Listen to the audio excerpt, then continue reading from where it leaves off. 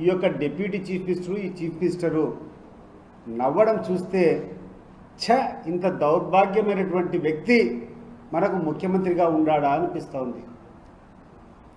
అనేక సందర్భాల్లో పేద ఏడుపు ఏడుస్తూ ఉంటాడు చంద్రబాబు నాయుడు.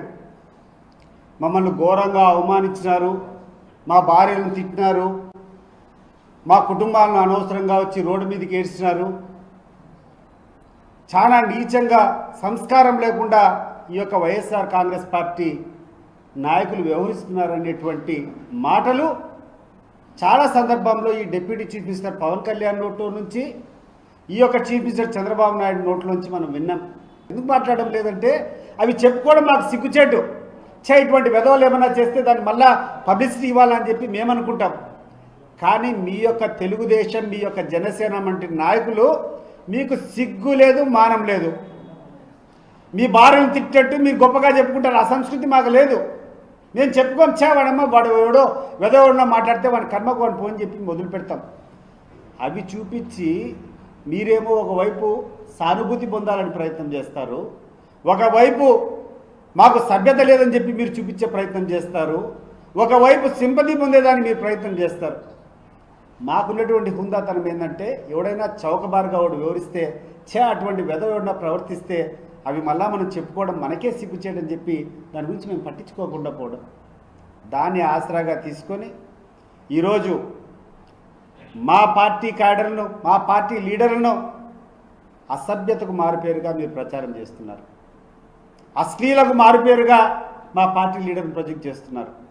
నేను అడిగినటువంటి ప్రశ్నకు సమాధానం చెప్పు. చంద్రబాబు నాయుడు అండ్ పవన్ కళ్యాణ్ మీ ఇద్దరు అసెంబ్లీలో జరిగినటువంటి సాంస్కృతిక కార్యక్రమాల్లో మీ వెకిలి చేష్టలు ఎప్పుడు నవ్వడు చంద్రబాబు నాయుడు.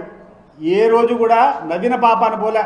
అటువంటి వ్యక్తి వెకిలిగా సునకానందంతో కొట్టిమిడిచి అని గసపెట్టి నవ్వినాడు. ఏమయ్యా అంత నవ్వు ఎందుకు వచ్చింది నాకు అర్థం కావడం లేదు. చంద్రబాబు నాయుడు చెప్పు ఒకసారి. నీ భార్యను ఎవడైనా అన్నప్పుడు నువ్వు పడతావు అదే మాట, అప్పుడు రాదే నీకు నవ్వు, ఇప్పుడు ఎందుకు వచ్చింది నవ్వు అని అడుగుతున్నా. మరి నువ్వు కూర్చొని మాట్లాడతావు నిజాయితీ గురించి, నీతి గురించి, అసభ్యత గురించి, అశ్లీలత గురించి. ఇవన్నీ మానుకోమని చెప్పి నేను చంద్రబాబు నాయుడికి హితవిస్తూ ఆయన అసలు రంగు ఈ రెండు సంఘటనలు బట్టి బేరుజు వేసుకోవాలని చెప్పి ఈ రాష్ట్ర ప్రజలకు అందరికీ కూడా నేను మరొక్కసారి మనవి చేసుకుంటున్నా. ముగ్గురికి తెలుగుదేశం పార్టీ తరఫున ఎమ్మెల్సీలుగా ఇటీవల ఇవ్వడం జరిగింది ఎమ్మెల్యే కోటాలో.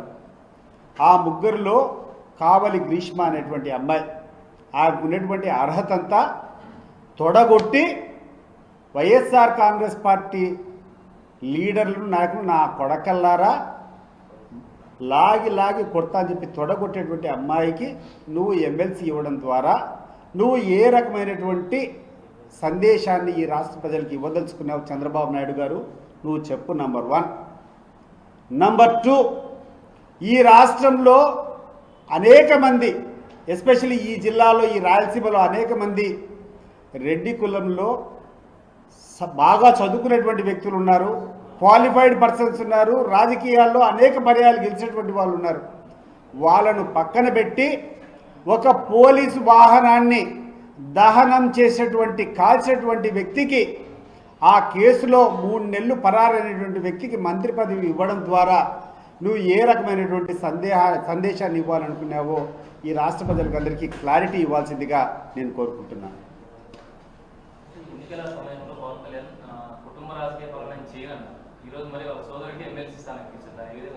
డబల్ స్టాండర్డ్ అవన్నీ మీరు చూస్తున్నారు కదా, 1, 2 కాదు. నువ్వు చెప్పాలంటే ఇంత దౌర్భాగ్యులు పవన్ కళ్యాణ్ గురించి కానీ చంద్రబాబు నాయుడు గారి గురించి కానీ చూస్తే కొన్ని వందలు మీకు చూసి ఓపికంటే నేను చూపిస్తా. ఏ రకంగా ఎన్నికల ముందు మాట్లాడినారు, ఇప్పుడు ఏం మాట్లాడుతున్నారు అనేది.